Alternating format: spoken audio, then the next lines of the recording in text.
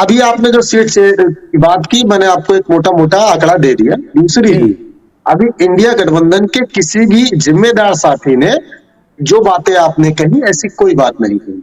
अब हमारी सिंह जी अभी कुछ बातें कह रहे थे। उन्होंने कहा कि हम अपना स्टैंड कभी नहीं बदले। हमको लगता है कि ये बसपा से, सपा से या किसी अन्य पार्टी से आई होंगी, क्योंकि भारतीय जनता पार्टी के आज के मौजूदा सांसद और मौजूदा कार्यकर्ता 50% से ज्यादा दूसरी पार्टियों से आए हुए हैं। आपको यही नहीं पता है कि आधार कार्ड का विरोध कांग्रेस के लोग करते थे क्या? वही गुजराती पंडे महाराज करते थे। 50 भाषण सुन लीजिएगा आधार कार्ड का विरोध। अब आधार कार्ड अच्छा है, 90% हमने बनाया। जीएसटी का विरोध, अब जीएसटी अच्छा है। ऐसे हजारों एग्जाम्पल बता सकते हैं।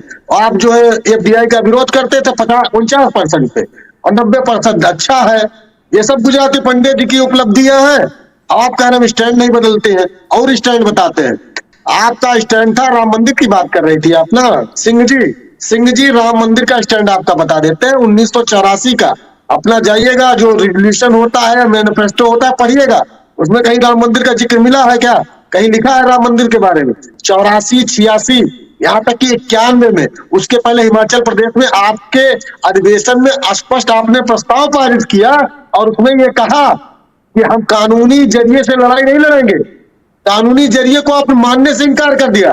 और यहाँ तक कि आप 19 के डिसीजन आने के पहले आप जितने भी मैनिफेस्टो है जाकर पढ़िएगा, सारे मैनिफेस्टो में आपने स्पष्ट लिखा है कि हम सत्ता में आएंगे तो कानून बनाकर मंदिर बनाएंगे। कानून बनाकर मंदिर बनाया क्या? कांग्रेस का मैनिफेस्टो पढ़िएगा, उसमें तो स्पष्ट लिखा हुआ है कि सुप्रीम कोर्ट जो डिसीजन देगा हम उसको मानेंगे। आपके और हमारे निर्णय में, आपकी विचारधारा और आपकी सोच में तो हमारा यही अंतर था। और आज सुप्रीम कोर्ट ने डिसीजन दिया है तो लो आप कर रहे हैं। आपका कौन सा वकील लड़ा था? रविशंकर प्रसाद जी लड़े थे क्या मुकदमा? अरुण जेटली लड़े थे क्या मुकदमा? या कौन भाजपा का नेता लड़ा था मुकदमा? आप बता रहे कि 22 मुकदमा। और कपिल सिब्बल जी आज मुकदमा लड़े थे, पहली बात आज कांग्रेस में नहीं है। दूसरी चीज, अरुण जेटली जी जेम्स एंडरसन का मुकदमा लड़ रहे थे, तो क्या वो जेम्स भोपाल त्रासदी कांड के जो लोग पीड़ित थे उनके खिलाफ थे क्या? रविशंकर प्रसाद जी वोडाफोन का मुकदमा आज भी लड़ रहे हैं, सरकार के खिलाफ है मुकदमा, तो सरकार के मंत्री भी रहे हैं। अब बता दीजिए सरकार के खिलाफ है क्या? अरे कोई वकालत करता है तो उसका पेशा होता है मोहतरमा, जानिएगा सिंह जी। और अभी एक बात आपने बात की शुरुआत कही थी, स्टैंड पर मैंने आपको बता दिया। और एक चीज मैं बता दूं, आप दुनिया भर की इधर उधर की बात कर रहे हैं सिंह जी, अगर आइडियोलॉजी से लेकर बहुत सारी अगर आप बात करेंगे, इस देश को हमने बनाया है और आपने कहा कि हम इसीलिए चले जा रहे हैं, तो मैं आपसे पूछ रहा हूँ इतने दिन तक आपको जनता ने सत्ता में आने क्यों नहीं दिया? आपको नाम बदलना पड़ा, सांप केचुली जैसे बदलता है, 3 बार आपने नाम बदला है, तब यहाँ पहुंच पाई है 2 सीट से यहाँ तक। आप हमको बताइएगा आइडियोलॉजी चेंज करने या न करने की बात। अनामिका जी, और भाषा की बात, एक चीज और, भाषा रिक्वेस्ट सिंह जी भाषा, वो रमेश बिधूड़ी सांसद है ना, वो का सदन में कह रहा था मुल्ला और प्रधानमंत्री है ना वो गुजराती पंडा, जो एक महिला को कह रहा था जर्सी गाय। ऐसे हजारों उदाहरण है। हाँ, ये भाषा है आपकी। संदीप जी जवाब ले लीजिए। भाषा है आपकी भाषा। संदीप जी भाषा की भाषा बता रहे हैं। संदीप जी जवाब। तिवारी जी, हाँ तिवारी जी, मैं आपकी भाषा, भाव, आपका उद्वेलित होना सब कुछ सुन रही हूँ। आपको पता है कि कांग्रेस खत्म हो चुकी है। संदीप जी जवाब लीजिए आराम से। संदीप जी, हम लोग जय सिया राम वाले हैं, सीता जी को ही उतना मानते हैं जितना राम को मानते हैं। ठीक है संदीप जी, मेरी बहन पसंद मत लीजिए। आपको पता होता कि श्री राम का अर्थ श्री का मतलब ही सीता जी होता है। नए श्री मतलब अच्छा, श्री संदीप त्रिपाठी मतलब सीता जी हमारे साथ ब्याही है। अभिषेक जी क्या शांत होंगे तो मैं बोल संदीप जी जब आप बोल रहे थे वो चुप थी, वो सुन रही थी, आप सुनिए। गलत बात मत करिए। संदीप जी जवाब लीजिए। श्री एक सम्मानजनक शब्द है, वो सीता नहीं मतलब उसका होता। संदीप जी 1 मिनट जवाब ले लीजिए, जवाब ले लीजिए। जी अनामिका जी।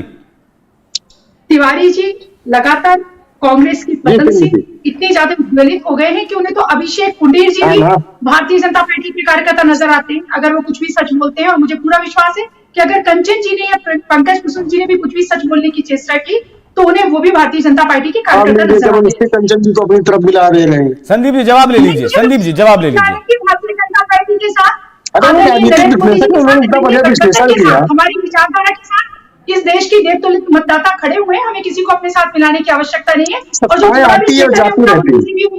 राष्ट्रवादी होगा तिवारी जी, वो स्वतः ही खड़ा रहेगा भारतीय जनता पार्टी के साथ। सबसे पहले तो आप व्यक्तिगत टिप्पणी करना बंद करें। आप मेरे विषय में नहीं जानते कि मैं किस दल से आई हूँ या मेरी कितनी पीढ़ियां भारतीय जनता पार्टी में है, तो व्यक्तिगत टिप्पणी ना करें। एक विषय। दूसरा विषय, आप जिस तरह से गुजराती पंडा जिस शब्द का इस्तेमाल कर रहे थे, वो इस देश के राष्ट्रपति प्रधानमंत्री और एक राष्ट्र के प्रधानमंत्री के विषय में इस तरह की भाषा का उपयोग करना बताता है कि आपकी मानसिकता किस तरह की।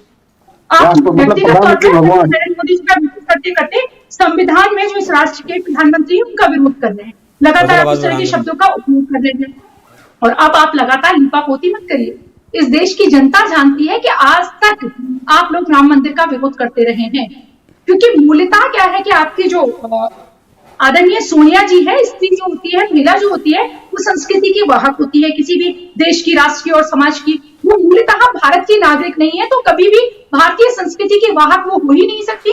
जब वो स्वतः ही भारतीय संस्कृति की वाहक नहीं है, तो उनके पुत्र और पुत्री भी कभी भी राम मंदिर के लिए वो आस्था अपने मन में नहीं ला सकते, जो इस बात के लिए लाएंगे कि जब आतंकवादी रात में मरते हैं तो उनके लिए रात में कोर्ट खुलवाते हैं। ये वही कांग्रेस है, ये वही कांग्रेस है कि जो विधवा विलाप करती है आतंकवादियों के मरने पर, और जब कश्मीर से लाखों लाख पंडित विस्थापित होते हैं तो चूं भी नहीं बोलती। तो ये सोशल मीडिया का समय है तिवारी जी। पूरा देश आपका असली चेहरा जान चुका है। आपने भारतवर्ष को कैसे बनाया, उसको कहां खड़ा किया, और आपके दिया हुआ भारतवर्ष हमने विगत 10 सालों में जनमानस के जो चेतन में है, अब चेतन मन में क्या अपनी छवि बनाई है, वो सारे लोग देख रहे हैं। आपको बताने की आवश्यकता नहीं है। और मैं फिर आपसे कहना चाहूंगी, विनम्रता पूर्वक आपसे आग्रह करूंगी कि इतने ज्यादा उद्वेलित होकर बहुत ही स्तरहीन शब्दों का इस्तेमाल किए बिना आदरणीय नरेंद्र मोदी जी के लिए बेहतर होगा कि आप चिंतन करें कि कांग्रेस का इतना ज्यादा पतन क्यों हो रहा है। कांग्रेस रोज नए नए सगुफे लेकर आती है। आपने तो पूरे देश को, हिंदुओं को, सनातनियों को जो एक हो गए आदरणीय नरेंद्र मोदी जी के नेतृत्व में, उन्हें बांटने के लिए जातीय जनगणना की भी बात की।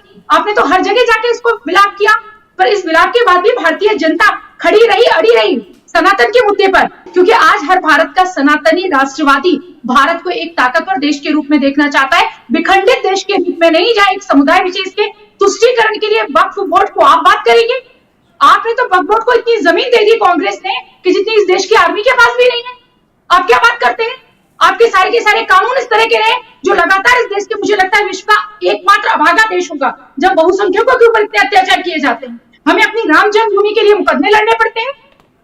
ये विश्व में अकेली जगह है, किसी और देश को अपने इष्ट की पूजा करने के लिए मुकदमे नहीं लड़ने पड़ते, और ये कांग्रेस का किया हुआ है। और जनता इस बात को अच्छी तरह से जानती है। और आपकी विचारधारा कैसी है, और भारतीय जनता पार्टी की जो विचारधारा है, हमने तब भी कहा था हम 370 को खत्म करेंगे, और हमने किया। हम तब भी कहते थे जब श्यामा प्रसाद मुखर्जी जी थे, उन्होंने भी कहा और हमने भी कहा, और हमने करके दिखाया। आप ही लोग कहते थे ना कि वहां खून की नदियां बह जाएंगी, एक खून का कतरा भी नहीं बहा, क्योंकि ये एक सुदृढ़ ताकतवर नेतृत्व है आदरणीय नरेंद्र मोदी जी का। आज हम विश्व की 5वीं सबसे बड़ी अर्थव्यवस्था है, और जल्दी हम 3री होंगे, और पूरे विश्व ने इस नेतृत्व को स्वीकार किया है। कोरोना में जब महाशक्तियों ने घुटने टेक दिए, तब हमारे आदरणीय नरेंद्र मोदी जी के नेतृत्व में न सिर्फ भारत में, विश्व में हमने दवाइयां भेजी, हमने वैक्सीन भेजी। और मुझे लगता है कि एकमात्र विश्व के राष्ट्र अध्यक्ष होंगे हमारे प्रधानमंत्री जी, जिन्हें दूसरे देश के राष्ट्र अध्यक्ष ने पैर छूकर प्रणाम किया। और जिन्होंने पैर छूकर प्रणाम किया, ना वो भारतीय संस्कृति को बेचारे जानते थे, और ना वो भारतीय जनता पार्टी के कार्यकर्ता थे। ठीक है संदीप जी, तो आप उन पे भी